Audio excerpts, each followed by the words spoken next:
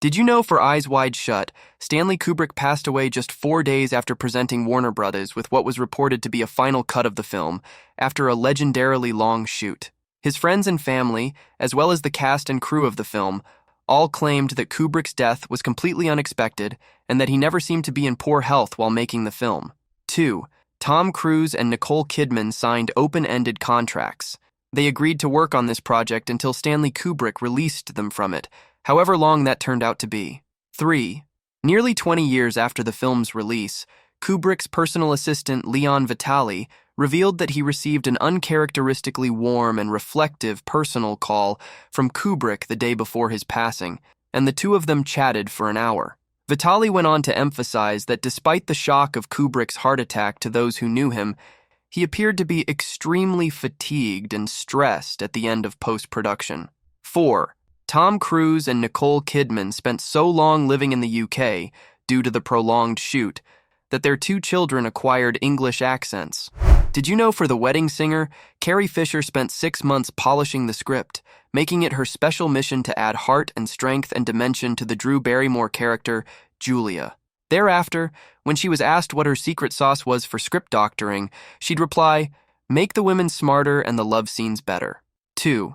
This is considered to be the first film that made Adam Sandler immensely popular with American audiences, as his other starring roles, Billy Madison and Happy Gilmore, did only reasonably well at the box office, but became much more popular on home video and television in subsequent years. Its success led to following up with even bigger hits like The Waterboy and Big Daddy, both of which grossed over $100 million at the North American box office. 3. Jim Carrey was considered for the role of Glenn. Christopher McDonald, Charlie Sheen, Jack Black, Owen Wilson, John Cryer, and Matthew Broderick were also considered. 4.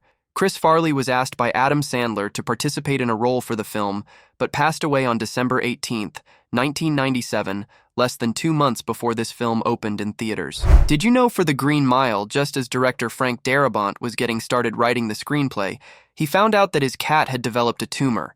With the cat dying but not being in any pain, he decided to not have it put down. Instead, he cared for it at home, while adapting The Green Mile, referring to it as his co-writer, as it spent a lot of time keeping him company at his desk. Darabont said, "It's the whole Green Mile death row experience. The writing of it was very much that. I had this creature I really cared about walking that mile." The cat passed away 2 months later, just about the same time the script was finished. 2. Tom Hanks stayed in character as Paul Edgecombe whenever Stephen King visited the set. King asked him if he would like to sit in Old Sparky, but Hanks refused since he is in charge of the block. 3. This was the final film of Dabbs Greer. Greer had originally turned down the role because he had health issues, but director Frank Darabont was determined to have him, so he shot around Greer's character until Greer's health issues had been resolved enough to enable him to take the role. Did you know for Patch Adams, Robin Williams accepted the lead role because he was previously offered Jim Carrey's role of Fletcher Reed in director Tom Shadyack's previous film Liar Liar. Williams declined that role, and the film went on to become an enormous box office success. As a result, he asked Shadyack if he could have a role in his next film, which turned out to be this movie.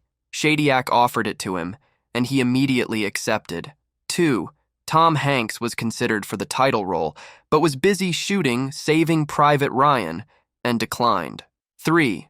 During filming, Robin Williams and the rest of the cast and crew worked closely with the Make-A-Wish Foundation to fulfill the fantasies of several children who were at the time undergoing cancer treatment. The children appeared with Williams in scenes at the pediatric ward. 4. Patch Adams said that whenever the film's production would get stressful, Robin Williams would improvise a comedy set to make the cast and crew laugh. It was also filmed partially at the University of North Carolina. He would also do stand-up comedy for some classes that were in session while filming. Did you know for Risky Business, the sunglasses Joel wears are the Ray-Ban Wayfarer model? Annual sales of Wayfarers were languishing as of 1983, but skyrocketed 2,000% after the movie's release. This film and the Blues Brothers have contributed to the popularity of the Wayfarers since. 2. In an effort for Tom Cruise to look more teenage in appearance, the producers put him, though, an unusual bit of physical training. Cruise worked out 7 days a week in order to lose 10 pounds. Once that had been accomplished, he immediately ceased working out, and ate extremely fatty foods in order to add a layer of baby fat. This is how he achieved that fresh-faced teenage look. 3. Tom Cruise and Rebecca De Mornay began dating during the production. She was 3 years his senior. According to Curtis Armstrong, things were complicated as De Mornay had Harry Dean Stanton on set with her, whom she had become romantically involved with during the filming of One from the Heart. 4.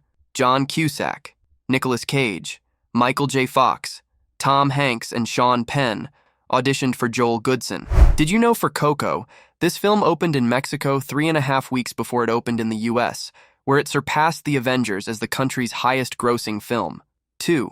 The film had been in production for several years, and a different young actor voiced Miguel, who was then known as Marco. Eventually, that kid hit puberty, so he had to be replaced by Anthony Gonzalez. But the original voice actor did have a cameo in the film, similar to Nemo's original voice actor reappearing in Finding Dory. Later in the movie, a stagehand with a high voice tells Ernesto to go through the door to the stage. That is the original voice actor. 3. There are real studies showing how music can help dementia and Alzheimer patients to remember certain episodes of their lives, most notably in the work by British neuroscientist Oliver Sacks. 4.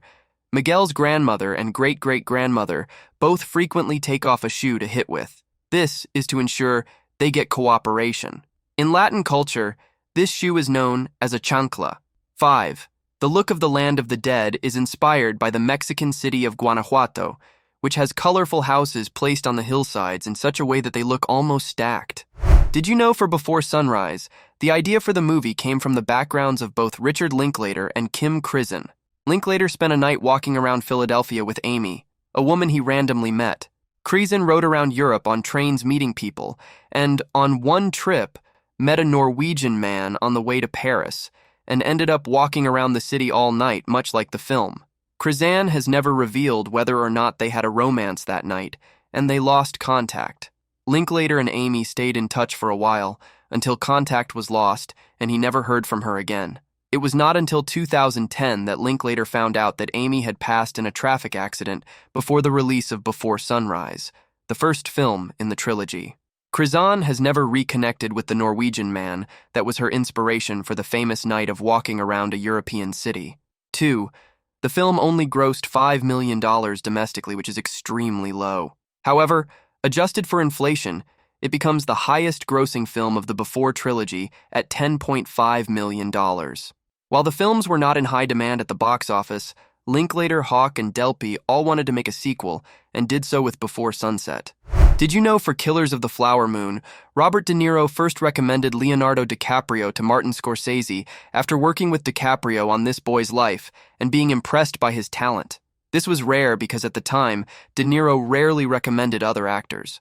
Scorsese remembered this years later when casting Gangs of New York, and thus began his long collaboration with DiCaprio. 2. Martin Scorsese said that when he read David Grann's book Killers of the Flower Moon, he knew that he had to make it into a movie. Scorsese spent several hours together with Chief Standing Bear to convince the Osage Nation to help with the filming. 3. During the scene where Ernest called himself a handsome devil, Molly chuckles while Ernest looks pleased. According to Martin Scorsese, Leonardo DiCaprio improvised the line, and Lily Gladstone's laugh and DiCaprio's reaction were genuine. Scorsese said that was the moment DiCaprio and Gladstone became a unit as actors. DiCaprio and Gladstone later clarified that the two of them had discussed the scene, and it was Gladstone who had suggested the line to DiCaprio, though their reaction to the delivery was spontaneous.